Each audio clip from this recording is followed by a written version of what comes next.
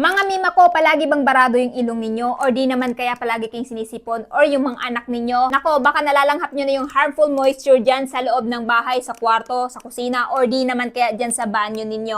Kaya naman ako, napabili ako nitong Natrut Hanging Bag Moisture Absorber. Paano ba naman kasi? Ito yung nakakatulong para nang sa ganon, instead malanghap natin yung bad moisture na galing sa basang nilabhan, or di naman kaya sa mga pagkain na kaimbag dyan sa bahay nyo, or di naman kaya sa mga basang-basahan, ito yung mismong sisipsep na para nang sa ganon, hindi natin malanghap. So, sa loob ng bag na to, ito po yung laman yan.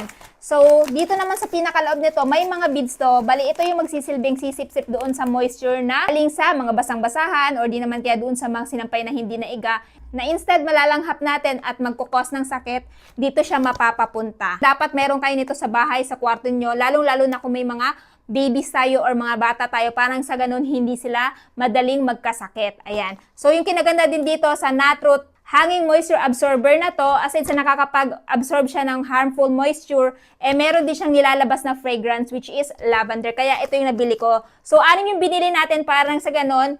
Pag maubos na to, meron tayong pangpalit kaagad. So, less than 100 ko lang to nabili mga mima ko. Kaya naman kung gusto nyo i-try to, dadrop ko na lamang yung link nito dyan sa baba.